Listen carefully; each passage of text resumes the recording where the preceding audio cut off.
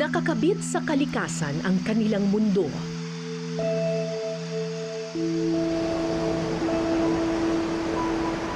Ang palengke at tindahan ay ang malawak na karagatan.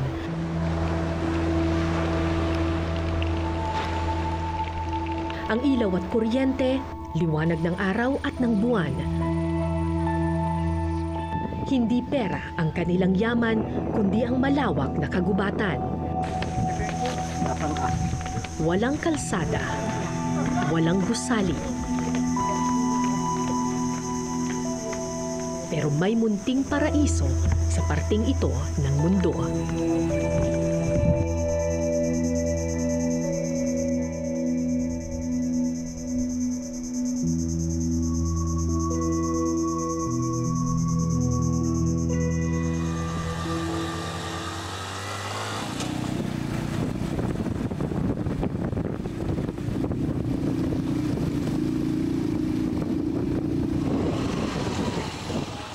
Sa isang liblib na sulok sa Jose Panganiban, Camarines Norte, matatagpuan ang komunidad ng mga Kabihog, isang katutubong tribo sa Bicol.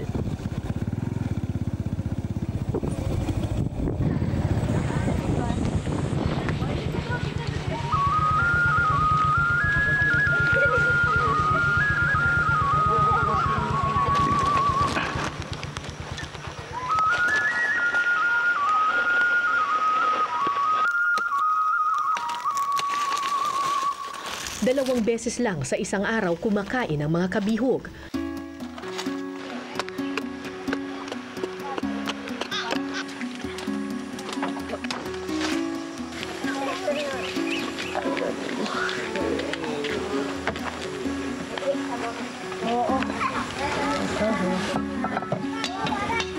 At ang almusal ng isa, almusal ng lahat. Walang naiiwan, walang nalalamangan. Talagang ganyan sa inyo dito, sabay-sabay kumakain? Sabay-sabay. Sabay-sabay. Gusto po namin sakto makakain at para pare-pares po. May laman ang tiyan. Kasi kitang...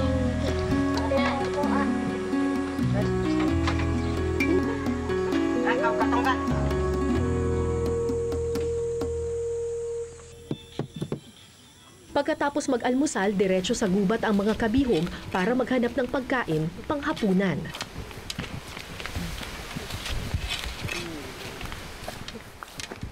Si Nanay Shoni ang pinakamatanda sa grupo. No read, no write ang matanda, pero siya ang pinakamatalino pagdating sa gubat.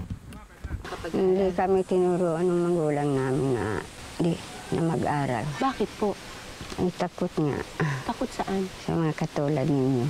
Sa katulad namin? Oo. Bakit daw? Parakuha daw ng bata noon kayo, yung katulad ninyo. Mga unat? Oo. Yung mga unat ay nakuha daw ng mga bata na bilog. Ah, kumukuha daw ng mga bata? Kaya hindi kami pinaaral ng magulang namin. Ah, so kapag may mga dumarating na mga unat, anong ginagawa ninyo? Natago kami. Mula noon, sa bundok na lang na malagi si Nanay Shoni at ang kanyang mga katribo. Ang malawak na kagubatan ang itinuring nilang tahanan at paaralan. Ano yan? Pantali po sa alimang. Pang-alin? Pantali po. Pantali sa alimango na mahuhuli? Opo. Ano to, baging? Hindi po, kahoy po ito, ate. Ah. Nanay ko po. Tapos po, binabalatan po yan ng konti. Nalakaran namin. Katongga. Yung tribo ng mga Kabihog, semi-nomadic at hunting and gathering, yung talagang yung kultura nila nakaangkla talaga doon sa kagubatan. Isipin mo, hindi na ito posible sa gitna ng modernong panahon, pero dahil nabigyan ng ancestral domain itong tribo na ito, dito sa kagubatan dito malaya silang nakakapag-practice ng kanilang katutubong kultura. Bilang pagkilala sa kanilang mga karapatan, noong 2012, idiniklara ng gobyerno ang ilang bahagi ng kabundukan sa bayan ng Jose Panganiban bilang ancestral domain o katutubong lupain ng mga kabihog. Pero dati, nung hindi pa ito nabigay sa inyo, may mga umaakyat dito na mga Opo. hindi kabihog. Opo. Ano nangyari? Po. Ano nangyari? Pag tira po namin, talagang hindi na po sila na Pinayagan. pinayagan na umakyat dito.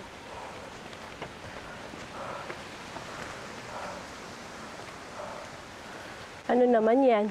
Kinakain po ito ate.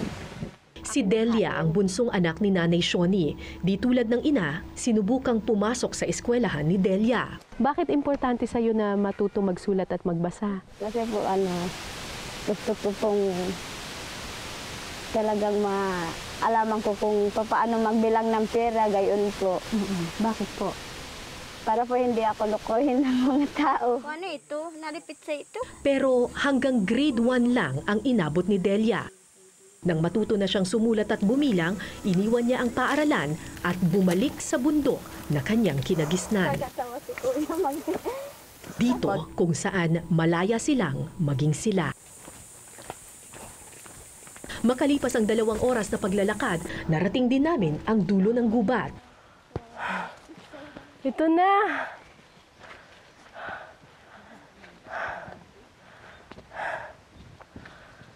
Ito na yung Bakawan. Pero tawag nila dito, Katunggan.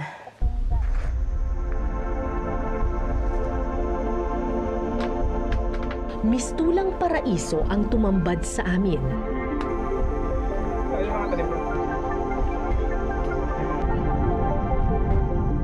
Dito sila maghahanap ng pagkain. Naghiwalay sa 2 grupo. Ang mga lalaki nagtungo sa dagat, bitbit ang kanilang mga pana.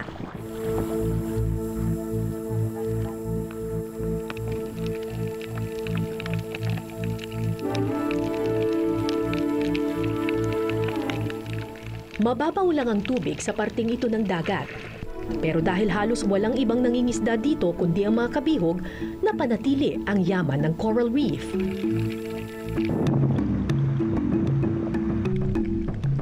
Sa totoo lang, mas marami silang makukuhang isda kung gumamit sila ng ibang pamamaraan. Pero dahil kumukuha lang sila ng sapat para sa isang araw, handang magtiyaga ang mga kabihog bilang respeto sa karagatan. Habang nangingisda ang mga lalaki, nagtungo naman sa bakawan ang mga babae.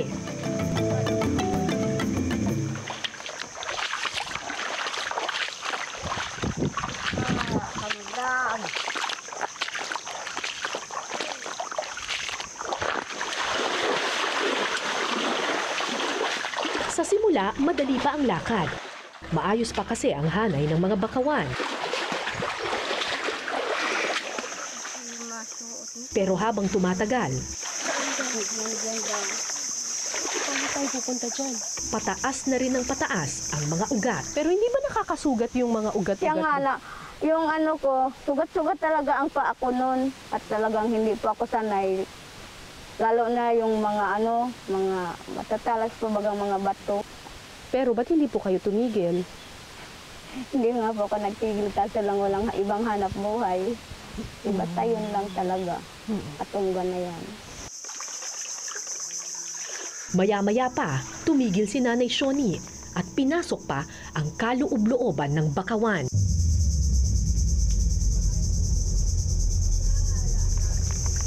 Yun ang mahirap dito sa trabaho nila. Kasi salabat na yung yung ugat ng bakawan eh. Buti sila medyo maliliit yung mga kabihog. Kaya nilang magsuot-suot. Pero tayo, nak.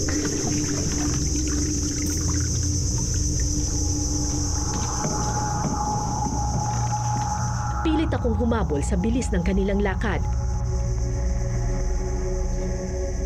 Pero nahirapan akong suungin ang mistulang gubat ng mga ugat.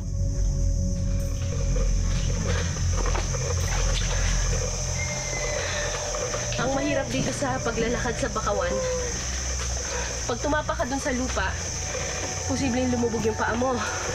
Pag tumapa ka naman dun sa mga ugat,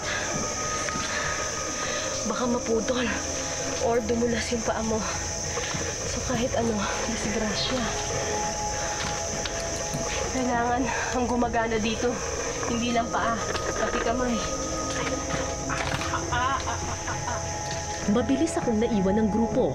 Kinabahan ako dahil hindi ko na alam paano ang palabas sa malawak na bakawan. Ate! Saan na kayo? Ma'am, dito yung susundan natin ah. Saan ba yung susundan natin? Kabila. Sugat na yung paa ko. First tayo, ma'am. Haba niyan ah. Araw-araw nagtutungo sa gubat ng mga ugat ang mga kabihog. Dito raw kasi namamalagi ang malalaking alimango na matagal ng pagkain ng kanilang mga ninuno.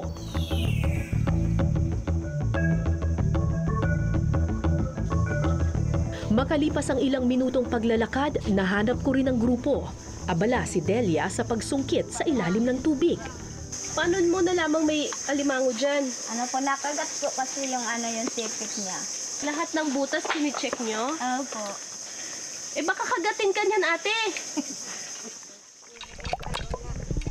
Sinubukan kong ilublob sa tubig ang aking kamera para makita ang alimangong nagtatago raw sa ilalim. Pero sadyang madilim ang tubig na may halo pang putik. Ang problema nila ngayon, paano papalabasin dun sa butas yung alimango. Kaya gumagamit sila ng parang kawit para tusukin siya. Ang problema natin ngayon, hindi natin alam kung saan butas lalabas yung alimangong yun. Kailangan ready na lang tayo. Ito, labas na dayo. Lumabas na doon? Maya-maya, isang sipit ang naaninagan namin sa tubig. Nakita mo na? Nakita mo na? Yun, sir. Saan? Hindi ko nakikita. Sir, gumagapang oh. Yan. Nilakma ko na. Diyos ko, napakalabo ng mata ko. Hindi ko nakita. Naku pa? Naku, baka sipitin ka, ate. Hindi po. What? Oh my gosh! Ang laki! Sus, kalaki! Agad na tinapakan ng takip ng alimango at saka tinalian ang kanyang mga sipit gamit ang binalatang kahoy na nakuha nila sa gubat. Maya-maya pa, si Nanay Shoni naman ang nakahanap ng alimango.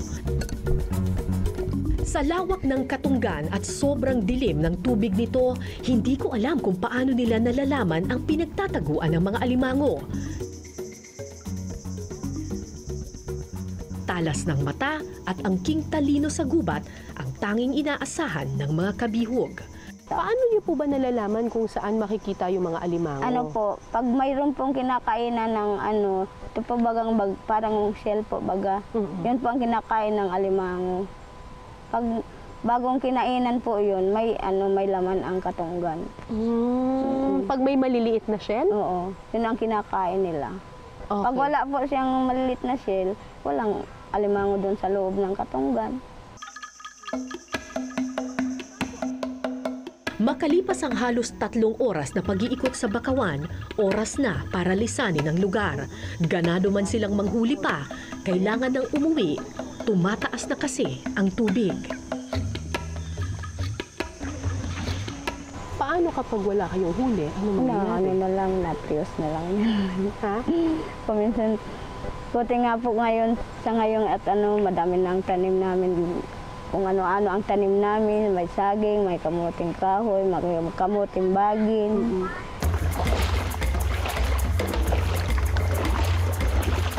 Mapalad ang mga kabihog ngayong araw. Hindi naging madamot ang kalikasan. 6 na alimango ang nakuha ng grupo. Ang mga kalalakihan naman may nahuling 5 piraso ng isda. Kung tutuusin, sapat na itong pagkain para sa hapunan. Pero imbis na umuwi, namulot pa ng maliliit na lamang dagat ang tribo. Ito raw ang uulamin nila ngayong gabi. Ang alimangong nahuli, hindi raw nila pwedeng kainin. Pero bakit?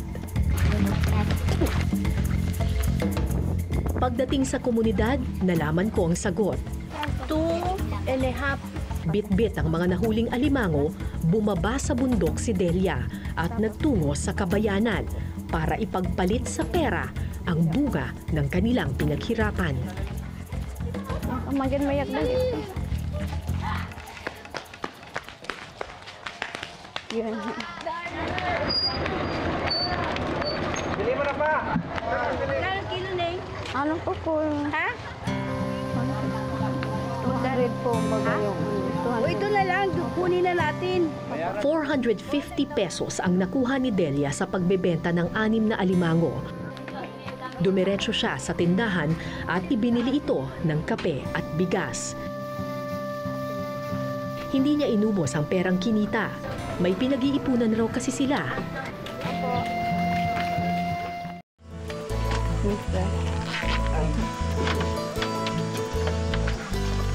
Kinabukasan, maagang gumising ang mga kabihog para maghanda sa eskwela. ano di.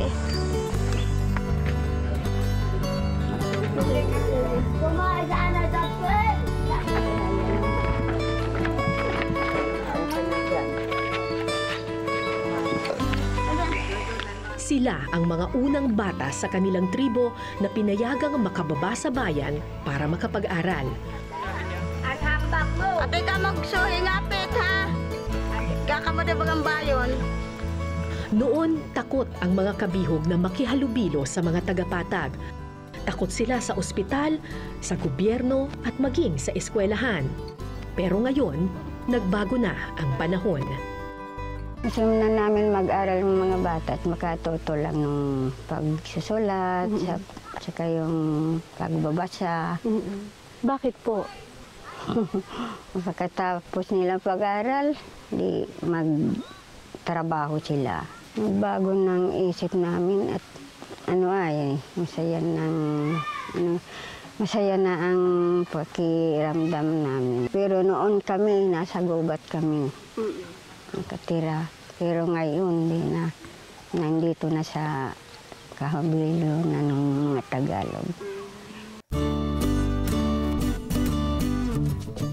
Batid ng mga kabihog na darating ang panahon, hindi na sila maaaring mapag-isa sa gubat at kailangan na rin nilang makihalubilo sa mga unat. At ang mga batang ito ang may hawak ng kinabukasan ng kanilang tribo. Bakit importante yung pagbabasa at pagsusulat? Para paglaki po may matutunan po tayo kung gusto natin pumunta po sa ibang bansa, kaya nating halagan yung sarili natin. Si Lenlen ang pinakamatanda sa mga batang kabihog. Siya rin ang pinakamasipag. Handa siyang magtiis sa paglalakad, makarating lang sa paaralan.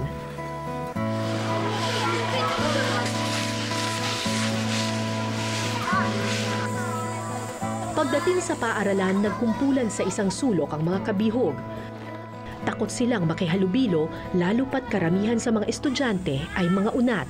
Mahiyain, kasi hindi nga lahat marunong sa klase. May mahihina po talaga, pero meron din namang marunong na bihog. Bakit daw? Bakit kaya ganun? Siguro po yung one factor nga, siguro minsan kulang sa pagkain.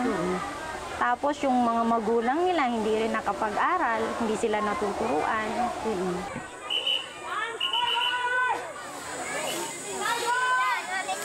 Sa flag ceremony, nanatili sa bandang likuran ng mga kabihog. Nahihiya dahil nakatsinelas lang sila habang nakasapatos ang karamihan.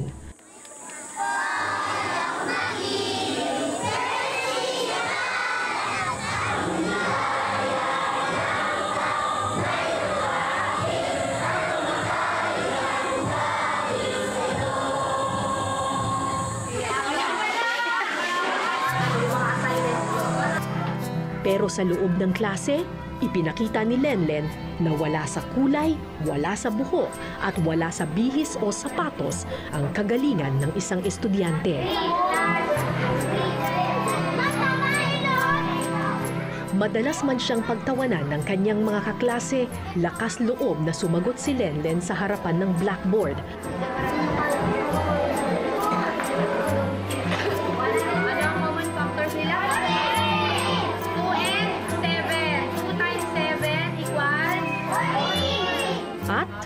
tama ang lahat ng kanyang sagot.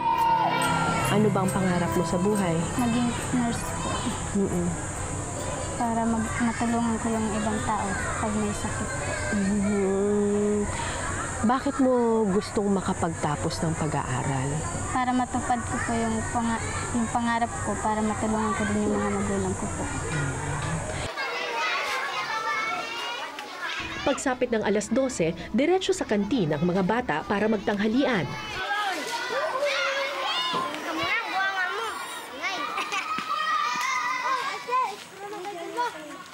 Pero si Lenlen, nakita kong naglalakad pabalik ng bundok.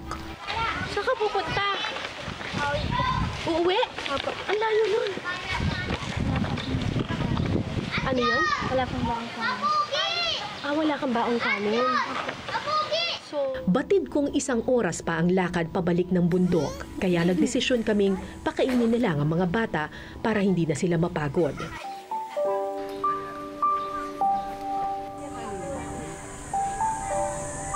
Minsan po di na po kami napasok at wala pong kanin, wala pong baon. Ako po napasok rin po maski wala pong baong pera. Di gutom ka nun. Hindi, tinitiis ko na lang po. Bakit pumapasok ka pa rin? Para ano po, hindi po ako mabawasan sa marka ko po.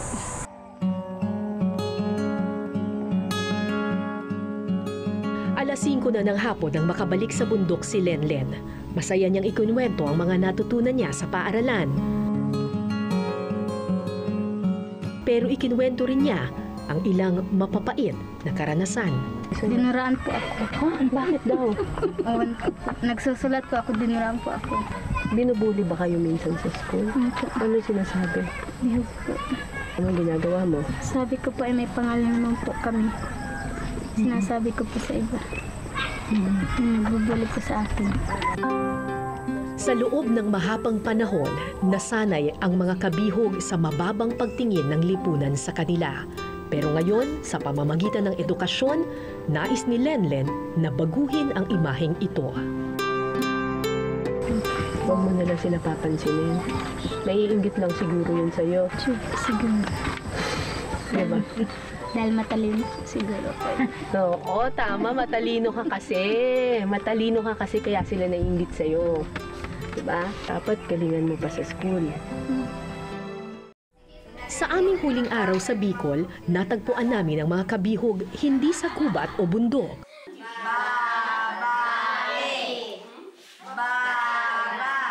Kundi sa loob ng isang daycare center. Batid nilang nagbabago na ang panahon at kailangan na nilang makipagsapalaran hindi lang sa gubat ng kalikasan, kundi sa gubat ng syudad. Gusto ko pong madagdagan uli po ang aking karangalan sa pagbabasa po. Yun lang po ang ano ko. Gusto kong maabot.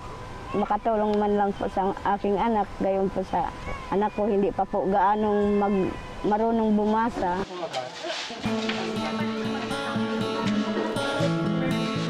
Sa dulo ng klase, ipinaguhit sa mga kabihog ang kanilang mga mithiin at paboritong bagay sa mundo.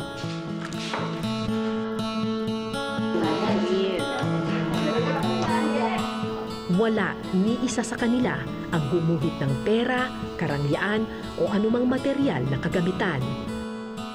Sa halip, ito ang kanilang iginuhit.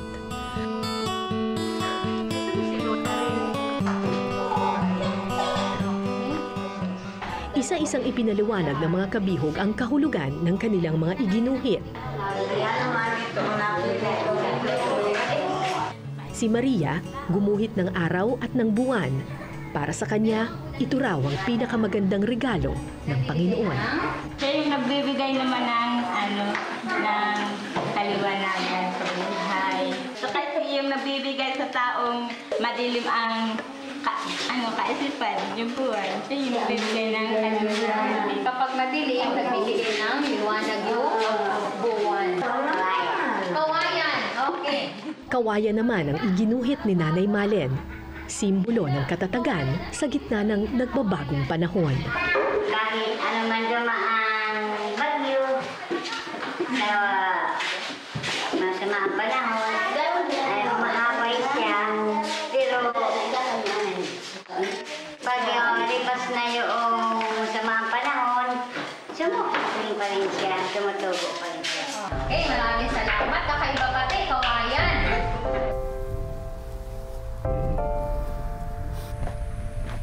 Madalas silang tawaging primitibo at mangmang.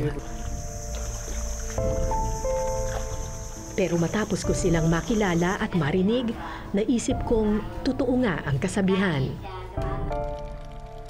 Wala sa antas ng edukasyon ang tunay na katalinuhan at hindi nasusukat ng pera ang tunay na kayamanan.